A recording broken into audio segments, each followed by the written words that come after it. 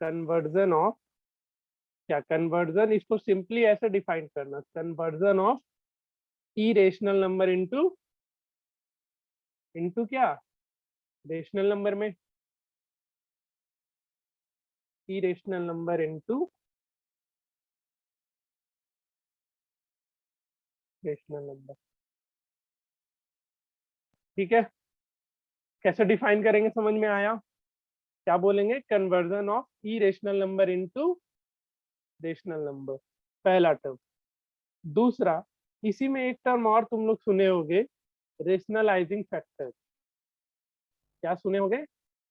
Rationalising factor. पता है किसी को क्या होता है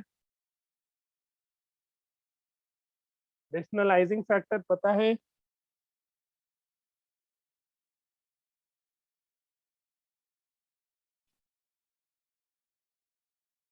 नहीं पता है क्या होता है? फैक्टर क्या हो गया? कोई एक नाम जैसे एक्स है, फैक्टर का नाम सुनते ही तुम लोग सच में चुप हो जाते हो यार, क्यों ऐसा है? कुछ तो बताओ। ऐसे ही तुम लोग बहुत कम लोग हो, 3-4 लोग हो, थोड़ा तो एक्टिव हो जाओ क्लास में। तीनों लोग माइक भी ऑन रखेगा तो ज्यादा हल्ला नहीं होगा। बताओ बताओ, रेशनल फैक्टर क्या होता है और रेशनलाइजिंग फैक्टर, दोनों टर्म से क्या मतलब समझ पा रहे हो? कुछ समझ पा रहे हो? बोलेगा सर सब हम ही लोग बता देंगे तो आप किस लिए, ऐसा सोच रहा है क्या? कुछ नहीं बोलता है। नहीं बोलेगा तो हम भी नहीं बोलेंगे, देख लो। जल्दी बताओ, फैक्टर को प्रॉपरली कैसे डिफाइन करोगे? इतने दिन से हम फैक्टर फैक्टर बोलते हैं, कैसे डिफाइन करोगे? फैक्टर क्या होता है? सर जो डिविजिबल हो जाए, जो डिविजिबल हो जाए। प्रॉपरली डिफाइन करो, ऐसे नहीं डिफाइन करेंगे। फैक्टर मतलब डिविजिबल हो जाए, जो डिवाइड करे, उल्टा तुम बोल रहा है। जैसे कोई एक नंबर हाँ है, जो डिवाइड करे। जैसे कोई एक नंबर 4 है, तो उसको कौन कौन सा नंबर डिवाइड कर सकता है? 1, 2 एंड 4, तो वो सारे के सारे क्या होंगे? 4 के फैक्टर होंगे। उसी तरीके से रेशनलाइजिंग फैक्टर क्या होता है? तो जैसे एक इरेशनल नंबर है, इरेशनल नंबर कितना है? √2। इसको हम किस नंबर से डिवाइड मल्टीप्लाई करें कि हमको रिजल्ट रेशनल नंबर मिले? बताओ, क्या चीज से मल्टीप्लाई करना पड़ेगा? √2। √2 से मल्टीप्लाई करना पड़ेगा। तो ये हुआ कि नहीं फैक्टर? ये इरेशनल नंबर को हम इस नंबर से मल्टीप्लाई किए तो रिजल्ट क्या मिला?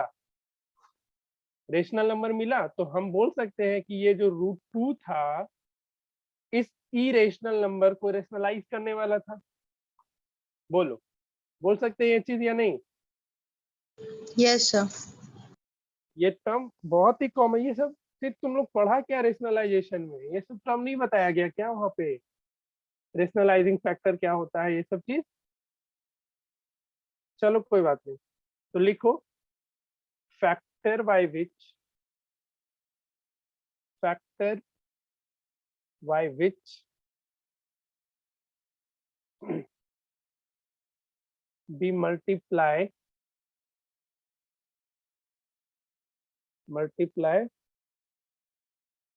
or divide to get rational number। ठीक है, याद रहेगा। अब रेशनलाइजिंग फैक्टर क्या होता है? यस बोलो, सर। सब कुछ समझा? Yes sir. ठीक है, तो हम अगर तुमसे पूछे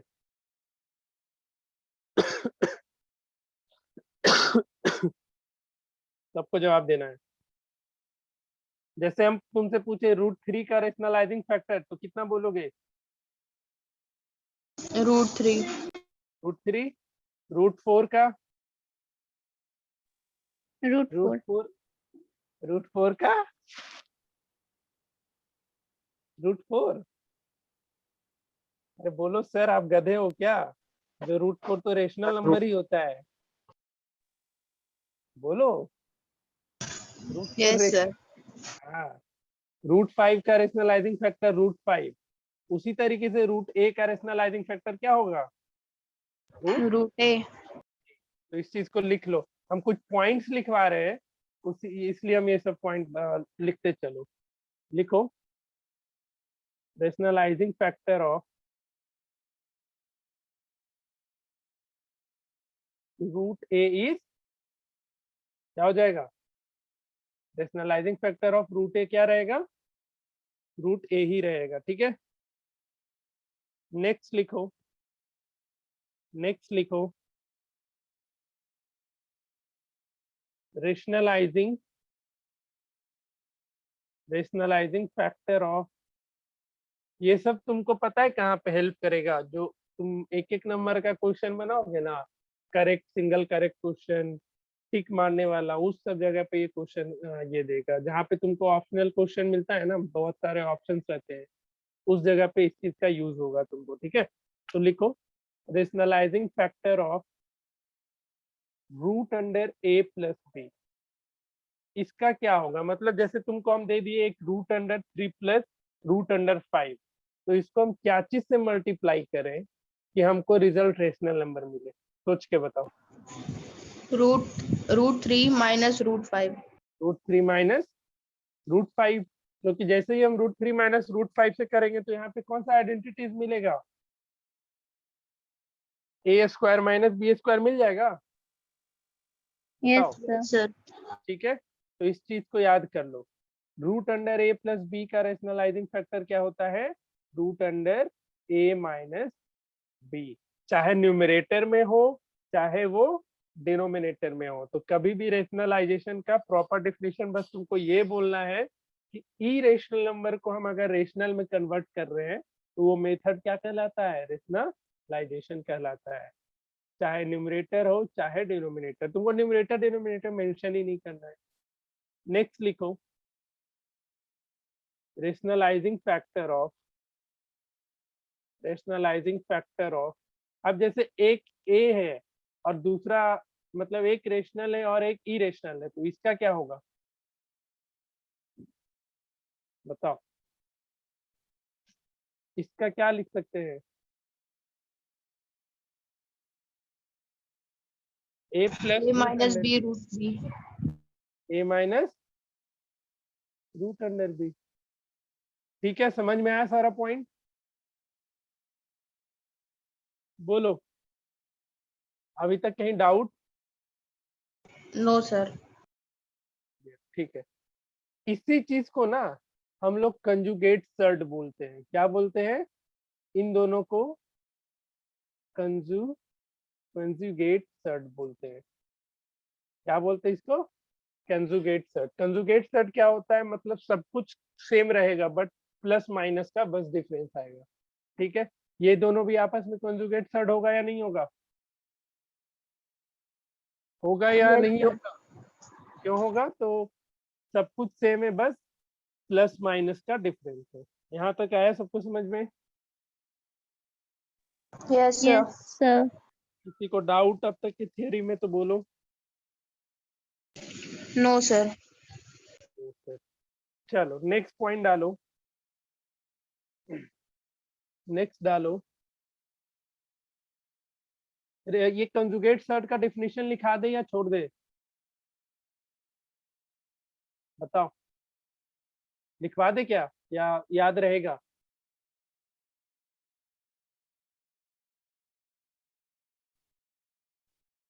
इसमें तो बोलो कुछ, तुम लोग गजब नहीं करता है। लिखो, नेक्स्ट पॉइंट लिखो, फिर कुछ बोलता ही नहीं है।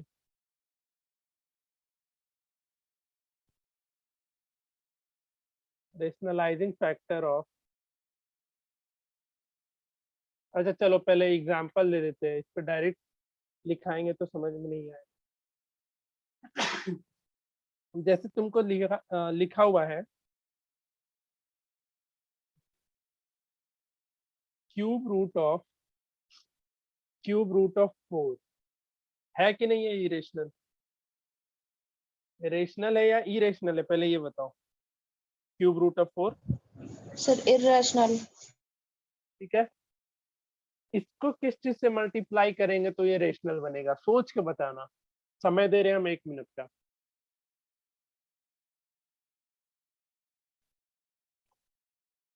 जैसे तुम लोग सिर्फ अभी तक स्क्वायर रूट को इरेशनल से रेशनल कर रहे थे, जैसे √2, √5, √6, बट अगर क्यूब रूट आ गया और इसको इरेशनल है, ऑलरेडी ये इरेशनल, इसको रेशनल करना है, तो क्या चीज से मल्टीप्लाई करोगे? सोच समझ के जवाब दो, कोई दिक्कत नहीं, आराम से जवाब दो।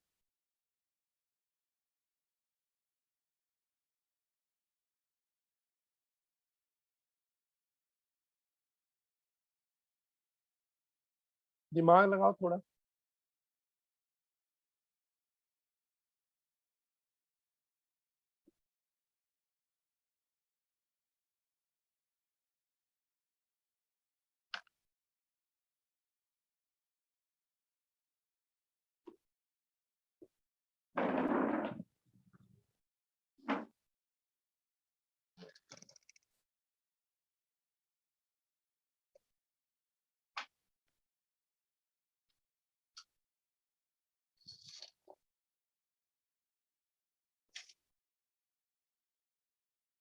नहीं पता चला?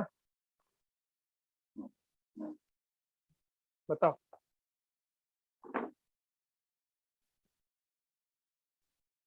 नो सर, बता दीजिए। किसी को भी नहीं? आयुषी एंड सैली, दोनों में से नो किसी? सर।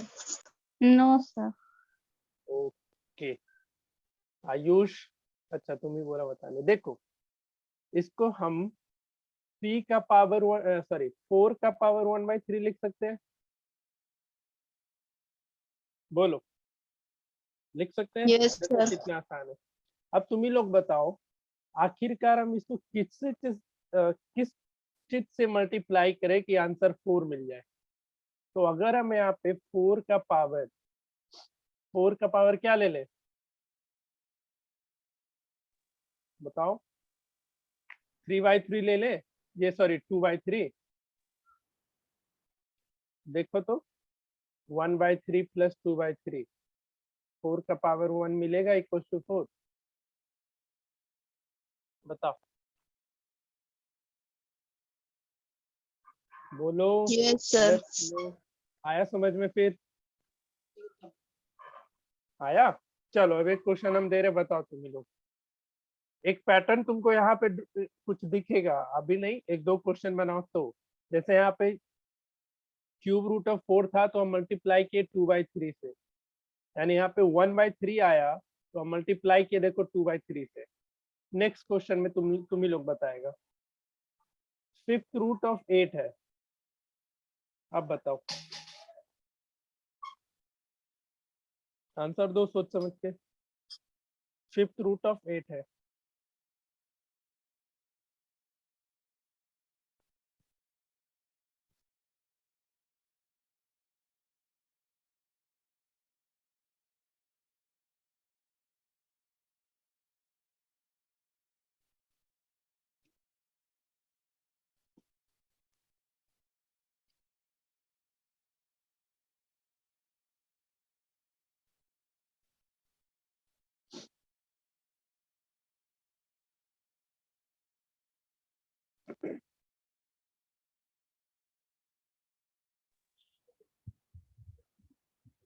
Sir 8 power 4/5। 8 का पावर 4/5। बाकी लोग का आया आंसर? यहाँ पे क्या यस बन सर। जाएगा? 8 का पावर 1/5 है, इसको हम मल्टीप्लाई कर देंगे 8 का पावर 4/5 से, तो पावर क्या हो जाएगा? 8 का पावर 1/5 प्लस 4/5, यानी 8 का पावर 1। तो देखो यहाँ पे 1/5 था तो मल्टीप्लाई किससे किए? 4/5 से। यहाँ पे 1/3 था तो मल्टीप्लाई किए 2/3 से। तो अब तुम लोग बोल रहा होगा सर यहाँ पे ऊपर वाले से हम कंपेयर नहीं करेंगे, ठीक है, जैसे 1 और 2 और यहाँ 1 और 4 हो गया, हमको नीचे वाले पे ध्यान देना है। इस पे नीचे, नीचे अगर 3 है तो मल्टीप्लाई होगा, जैसे यहाँ पे क्या है, इधर इधर ध्यान दो, इस पे 3 था यानी कि हमको किससे मल्टीप्लाई करना पड़ेगा, ये बन जाएगा 4 का पावर 1/3, तो हम चुपचाप इसको मल्टीप्लाई करेंगे 2/3 से। यानी जो भी इंडेक्स रहेगा तुम्हारे पास, यहाँ पे इंडेक्स कितना था, 3 था, तो उससे जस्ट एक कम लेके चलना है। समझ में आया कुछ? उससे जस्ट Yes, एक sir. क्या लेना है, कम लेते हुए मल्टीप्लाई करना है। तो लिख लो एक ये एक भी पॉइंट, एक और पॉइंट लिख लो। सबको आया समझ में? तीनों लोग बताओ। Yes, sir. Yes, sir. चलो, तो नेक्स्ट टर्म लिखो, rationalising factor of nth root of a is, क्या लिख सकते हैं nth रूट ऑफ a? इसको लिखने जाए Nth तो minus 1 root a. nth minus 1 root a, ध्यान में रहेगा। हुआ ना, जैसे अभी cube root of a cube root of 2 था, तो इसको हम किससे मल्टीप्लाई करेंगे, स्क्वायर रूट ऑफ 2 से, तो हो जाएगा, क्योंकि ये 2 का पावर 1/3 देगा और ये 2 का पावर 1/2 देगा। सॉरी, वही n-1 नहीं लिखो, इसको चेंज करो। ऐसे नहीं, यहाँ पे क्यूब रूट 2 रहेगा, अंदर में n-1 आएगा ना, यहाँ पे n ही रहेगा और अंदर में n-1 आएगा। ठीक है, साइली समझी? Yes, sir. n-1 इस जगह पे नहीं आएगा ना, Okay, sir. ठीक है, तो क्योंकि यहाँ पे 3 ही रहेगा लेकिन ऊपर 2 करना पड़ेगा ना। आया समझ में? ये पॉइंट हम क्या बोले, ये जैसे कहीं लिखा हुआ नहीं था तो इसको हमको खुद से बनाना था, इससे दिक्कत है। समझ गया ना ऐसे सबको ही? तो ये देखो, अब बोलेगा सर इसका यूज कहाँ पे करे, तो जैसे ही तुमको एग्जाम में आया कि फिफ्थ रूट ऑफ 4 को रेशनलाइज करो, तो चुपचाप क्या लिख देना, फिफ्थ रूट ऑफ 4 का पावर 4, डायरेक्टली आंसर। याद रहेगा? ये हम टाइम बचाने के लिए बता रहे हैं, बाकी तुम्हारी मर्जी, पूरा सॉल्व करना है तो पूरा सॉल्व करना, अगर ये सारा पॉइंट याद रहेगा तो फिर टाइम तुम्हारा बचेगा। ठीक है, दोनों चीज तुम्हारे ऊपर हम छोड़े हैं, जैसा तुमको सही लगे। समझ गया होगा तुम सब कोई?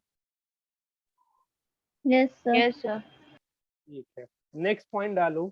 जैसे यहाँ पे दो टर्म था तुम्हारे पास, root under a plus root under B, तो इसको तुम लोग रूट अंडर ए माइनस रूट अंडर बी से मल्टीप्लाई कर देता था।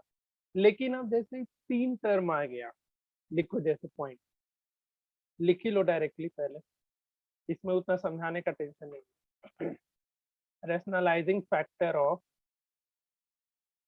Root under a plus root under b plus root under c is, इसका होता है root under a plus root under b minus of root under c. ठीक है, कैसे होता है, एक एग्जांपल दे, बताओ, या हम एक क्वेश्चन दे रहे, तुम ही लोग करके दिखाओ। Root under 7 plus root under 10 plus root under 5, बना करके दिखाओ तो इसको।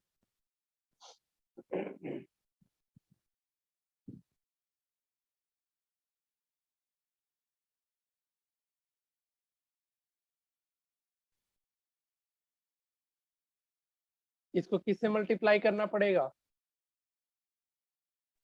चलो एक क्वेश्चन कर दे रहे हैं हम, root under 7 plus root under 10 minus root under 5 से, बोलो करना पड़ेगा।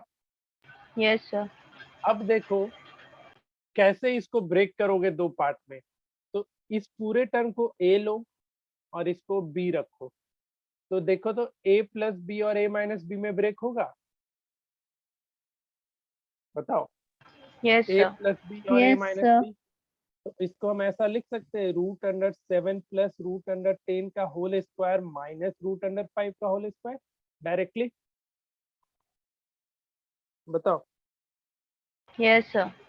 ठीक है, तो ये कितना दे देगा, ये हो जाएगा a प्लस बी का होल स्क्वायर, तो 7 प्लस 10 प्लस 2 रूट 70 और ये माइनस कितना 5, तो 10 7 17 में से 5 गया तो ये आ जाएगा 12, प्लस 2√70। अभी ये रेशनलाइज हुआ या नहीं हो पाया, बताओ। Yes, क्या sir. हो गया रेशनलाइज? सोच के बताओ। No, sir.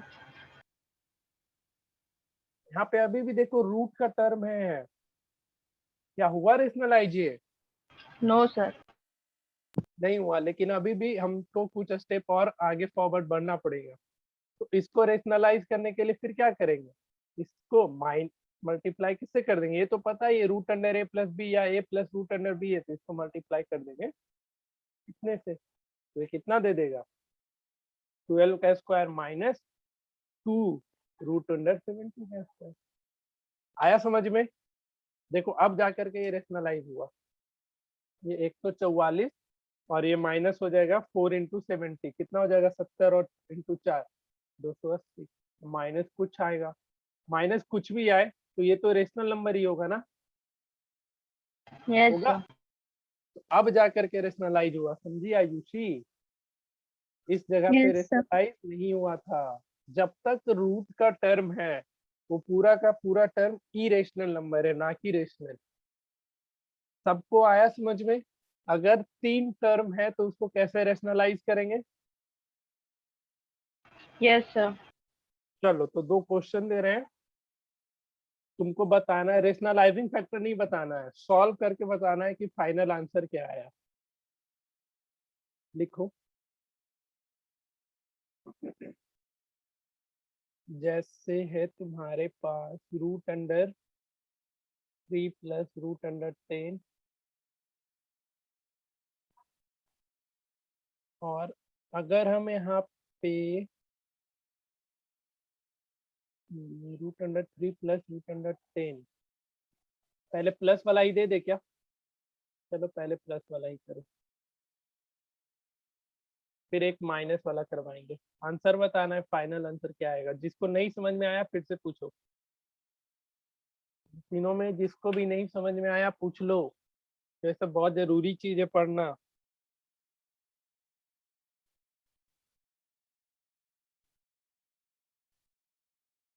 आ गया है तो फिर बनाओ।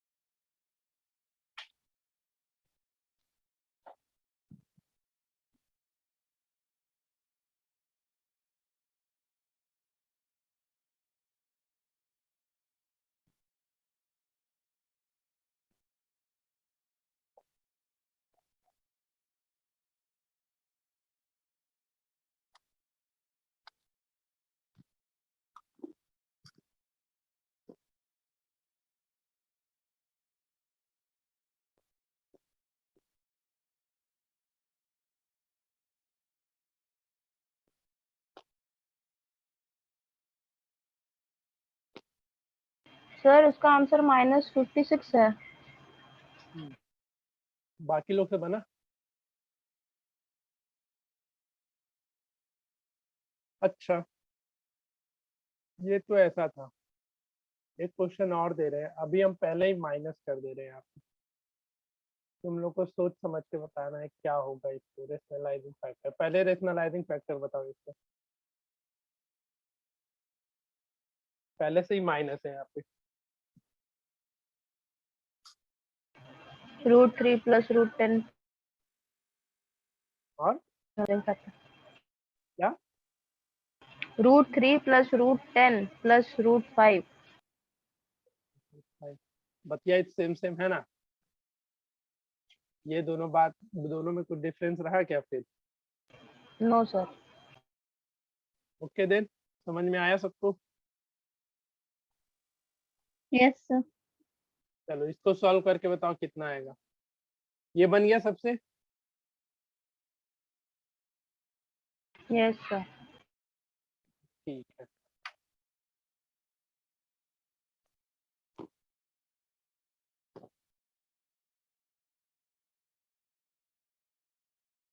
दोनों सॉल्व करो, देखो तो आंसर सेम है या डिफरेंट है।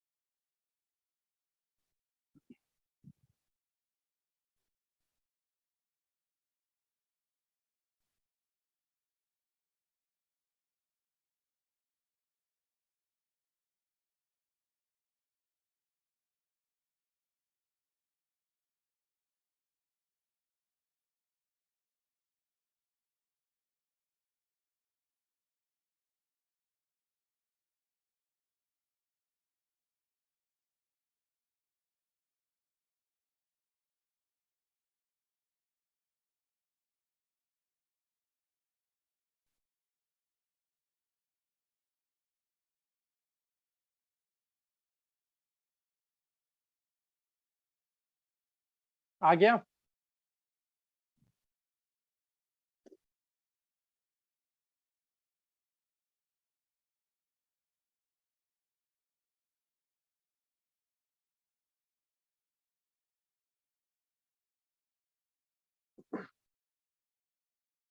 सर सेम आएगा। सेम आएगा, ठीक है, सबको बना लेने दो।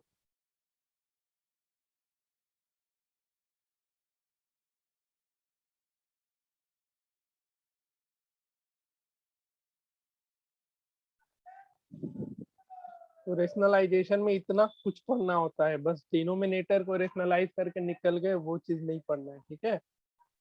ये सारा पॉइंट तुमको ध्यान में भी रखना होगा। अभी और भी पॉइंट है, और भी क्वेश्चन है, अभी तो बहुत है, लिखवा देते हैं अभी।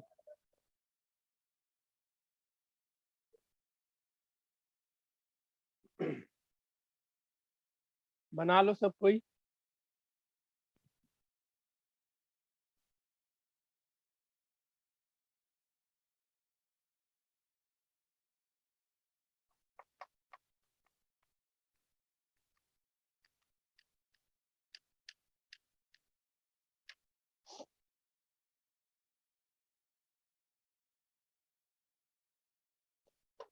आगे बढ़े। Yes, sir. आ गया था Yes. Answer same? कहीं डाउट है तो पूछो, किसी भी पॉइंट में डाउट है तो पूछो, किसी को भी किसी भी पॉइंट में डाउट, क्योंकि हम नेक्स्ट क्लास में बहुत ही अजीबोगरीब क्वेश्चन कराएंगे, तुम लोग के लिए भी थोड़ा वो डिफरेंस रहेगा, तो वहां पे अच्छे से तुमको समझना है।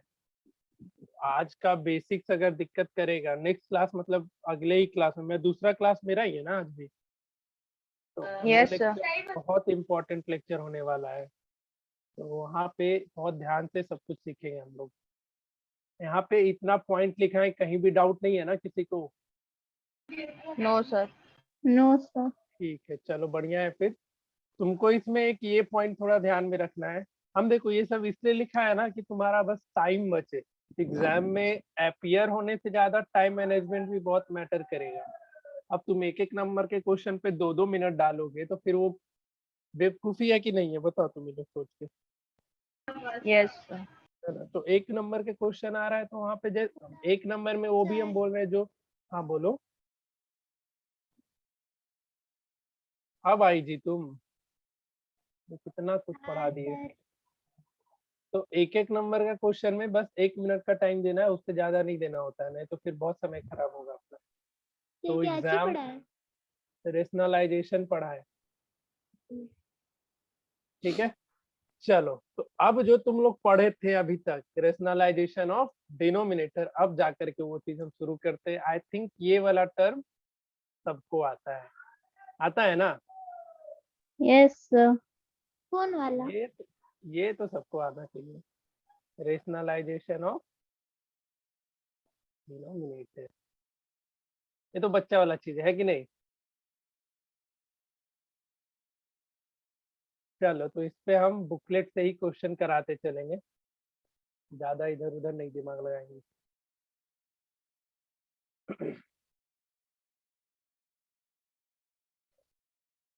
अभी कुछ दिन में ऑफिस खुल जाएगा तो बुकलेट वगैरह जो भी हो सबको मिल जाएगा, इसलिए टेंशन मत लेना। सर एगो डाउट था क्या डाउट है? सर, पेज नंबर 25 में एग्जाम्पल नंबर 3 नहीं समझ में आया। पेज नंबर 25 कौन सा एग्जाम्पल? एग्जाम्पल नंबर 3 का फर्स्ट। ये क्वेश्चन क्या क्या इसमें नहीं आया समझ में, बताओ चीज सर? क्या नहीं आया समझ में? बस नहीं आया समझ में। बस नहीं आया समझ में? इसमें क्या ही सॉल्व किया है, अलग अलग करके बस सॉल्व करते चले जाना है, और क्या। देखो इधर, यहाँ पे 147 को तो पहले सिंपलेस्ट फॉर्म में ले आना, 147 को सिंपलेस्ट फॉर्म में ले आना, जो कि यहाँ पे लाया ही है, 7 × 7 × 3। और यहाँ से यहाँ पे कुछ भी नहीं है इंडेक्स, तो क्या ले लेना है, 2 ले लेना होता था। ये हो जाएगा ना ऐसा, हाँ सर, हो जाएगा। 35√3 आ जाएगा। बाकी का 2 टर्म मैंने समझना है, इसको और इसको। पहला तो आसान है, 5 × √147 आसान था, लेकिन बाकी के 2 टर्म है उसको कैसे ये करेंगे, सिंपलेस्ट फॉर्म में लाएंगे। तो वहां पे भी कुछ ज्यादा टेंशन लेना नहीं था। क्या था, 4/3 मल्टीप्लाइड बाय √1/3 और प्लस 7 × √1/3 था। तो इसके क्वेश्चन पे अपना इसके अकॉर्डिंगली सॉल्व करने जाओगे तो थोड़ा कॉम्प्लिकेटेड लगेगा। यहाँ तो डायरेक्टली 1 इसको और इसको कॉमन लेके बाहर कर दो, इसको कॉमन लेकर के बाहर कर लो, आसान हो जाएगा क्वेश्चन बनाना। देखो ये तो 35√3 हो गया पहला, तो वैसे ही छोड़ दो। तुम्हारा माइनस में ये है और ये था, तो अगर हम माइनस √1/3 कॉमन लेते हैं तो क्या क्या बच जाएगा, 4/3 और -7। बोलो सबको आया समझ में? बाकी लोग यस तो सर। ठीक है, सॉल्यूशन पे मत जाओ, खुद से दिमाग लगाओ। तो ये कितना हो जाएगा, 35√3 माइनस, इसको सॉल्व करो, ये कितना आ जाएगा, 3 और 4 -21। ठीक है, तो 35√3 माइनस ये हो जाएगा -17, 1/√3 और ये -17/3 हो जाएगा। ये माइनस और माइनस प्लस में आ जाएगा, तो 35√3 प्लस 17/3 और इंटू 1/√3 हो जाएगा। इसको सॉल्व कर लेना, फिर आगे चल के हो जाएगा। ठीक है, हाँ सर। और नहीं तो यहाँ पे भी सिंपलीफाई करके छोड़ सकते हो तो छोड़ देना, इससे आगे नहीं कर सकते तो नहीं करेंगे, इतना ज्यादा सोचना नहीं होता है। सर इतना भी करेंगे तो चलेगा ना? ये तुम्हारा क्या बन जाएगा, 35√3 प्लस 17 डिवाइडेड बाई 3√3। ये दोनों तो मल्टीप्लाई हो सकता है ना, हम बताए थे, a × √b ये बन जाता है a√b, और यहाँ से 3/√3 एलसीएम ले लेना, 3 × √3। तो यहाँ पे क्या मल्टीप्लाई होगा, 35√3 × 3√3, तो 35√3 × 3√3 कितना हो जाएगा, 3 5 15 105, और 3 × 3 ये 3 दे देगा, 315 हो जाएगा। तो 315 और नीचे फिर वो आएगा, फिर उसको फर्दर ब्रेक कर लेना। तो क्वेश्चन बनाने का बहुत सारा तरीका है, सॉल्यूशन मत देखो, खुद से दिमाग लगाओ। ठीक है, सॉल्यूशन पेज कब जाना जाता है, जब लगे कि ना एकदम ही नहीं बनेगा हमसे, तब सॉल्यूशन पे मूव करें। चलो रेशनलाइजेशन देखते हैं फटाफट। देखो यही सब चीज हम अगले, आज नहीं तो अगले क्लास में हम यही सब चीज को डिस्कस करेंगे कि तुम्हारे पास अगर ऐसा क्वेश्चन आ रहा है तो इसको कैसे ब्रेक करेंगे। ये स्क्वायर रूट है, परफेक्ट स्क्वायर रूट है, तो इसी को सीखना है कि कैसे। जैसे तुम्हारे पास लिखा हुआ रहता है √4, तो बोल देता है ना कि ये परफेक्ट स्क्वायर है, 2 का स्क्वायर है। ठीक है, तो उसी तरीके से अगर इस फॉर्म में दिया हुआ है और इसको परफेक्ट स्क्वायर बनाना है तो कैसे समझे, पहले क्वेश्चन देख के वो चीज दिखना होता है कि हाँ ये परफेक्ट स्क्वायर है कि नहीं है। तो सब हम धीरे धीरे सिखा देंगे, इसके लिए बस टेंशन नहीं लेना। बाकी बेसिक रेशनलाइजेशन आता है तुम लोग को तो बस फटाफट मार्क कर लो, यहाँ पे हम लोग समय ज्यादा खराब नहीं करेंगे बेसिक रेशनलाइजेशन के क्वेश्चन को बनाने। रेशनल इरेशनल डिफाइन करने आता है ये, जैसे क्वेश्चन नंबर 23 है, ये तो बहुत ही आसान है, देखो जरा, हो सर जाएगा ये ना? होमवर्क है? नहीं नहीं, होमवर्क नहीं देंगे, ये सब होमवर्क देकर टाइम नहीं खराब करेंगे।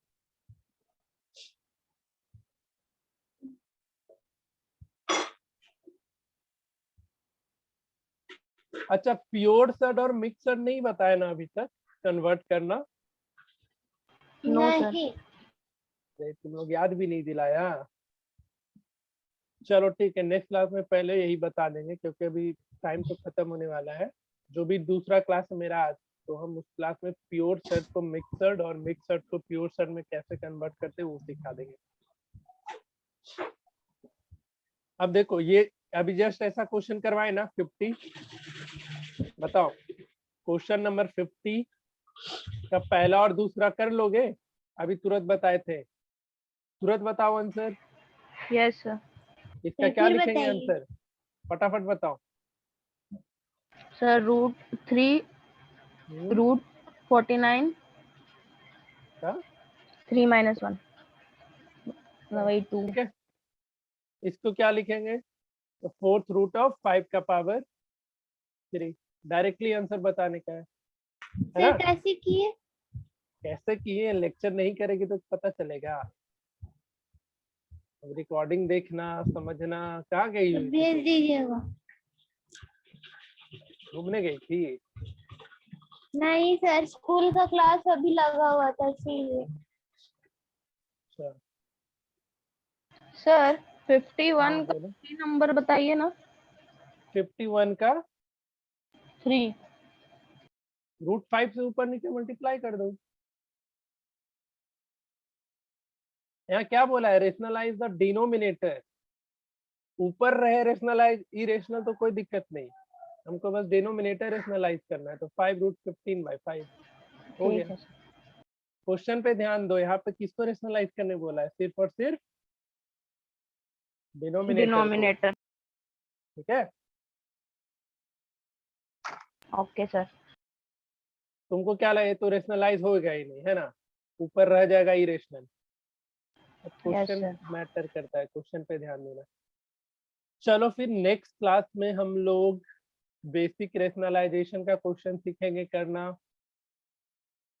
ये सब क्वेश्चन आता है क्या? देखो तो जरा, 66 नंबर बना रखे हो? Yes sir. और कोई? नहीं सर, कुछ नहीं आता है। नहीं आता यस है। सर। आता है? Yes sir. Ayush? Yes sir, थोड़ा थोड़ा। ठीक है, नेक्स्ट क्लास में सिखाएंगे। अच्छा, इसका आंसर दो फटाफट।